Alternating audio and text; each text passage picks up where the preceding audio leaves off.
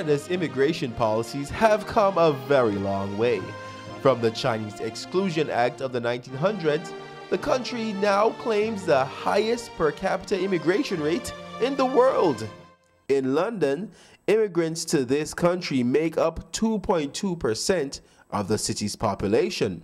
The large number of immigrants are vital to the city's economic growth. However, with the global recession sending unemployment figures into the double digits, many are wondering if those gates are closing. One of those immigrants is Antonio Morales, who came to Canada 2 years ago at the height of the recession. Generally speaking, it's been really, really tough. Yeah. It's not, sometimes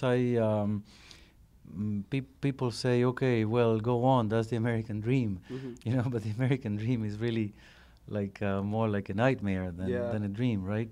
Morales, who was a teacher for 20 years in Cuba, has found it difficult to find employment due to the fact that his credentials have not been recognized by employers. I had to struggle very, very hard with credentials and documents, and I had to do all these survival jobs, from cleaning to working in a warehouse.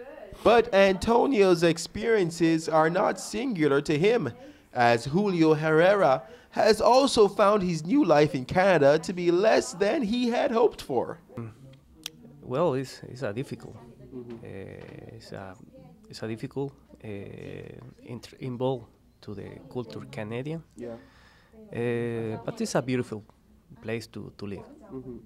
Julio, who was a lawyer in his native El Salvador, has been in Canada for almost 3 years with little success at finding meaningful employment. The motivating factor for him to leave his life behind was his family. It's for my child.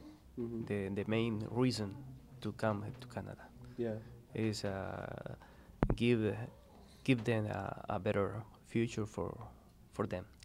But these cases of unemployment and underemployment are not unique to London, as Statistics Canada has found that only 24% of immigrants who studied outside of Canada were employed in fields that matched their studies, whereas 55% of immigrants who studied in Canada found employment that matched their credentials. Harold Usher, London City Council member for Ward 12, believe these statistics and cases highlight the disregard some Canadian employers have for international talent. Immigrants, newcomers, when they come here, in some respects, they give up everything they had. In some respects, they were good lifestyle. There were riches. There were homes and cars and everything. And they decide that it's time that they move on and move to a different country and come to Canada because they hear so much about Canada. The ones that I have spoken to, it has been a very, very disappointing, a dismal failure in most cases. That when they come here, they find out that, first of all, their education or their qualification or their experience is not. We don't accept it. A guy who is a surgeon or a lawyer or a judge or an engineer or an architect in another country, he comes here wanting to contribute with all this knowledge and experience, and they say, sorry, it doesn't mean anything, you got to start all the way from the bottom. Usher believes, however, that there is still hope and that the experiences of immigrants who have overcome these obstacles, such as himself, will help to strengthen the resolve of newcomers. We need more people like us to tell the story, but we need to tell it realistically so that the guy who just come off the boat could have some hope. Because that to me is where it's at. You got to be able to build hope, but you got to help them to say, well, how do I build this hope? And there's one word: believe. You got to believe in yourself. You got to believe that there's opportunity there, and you got to believe in the system.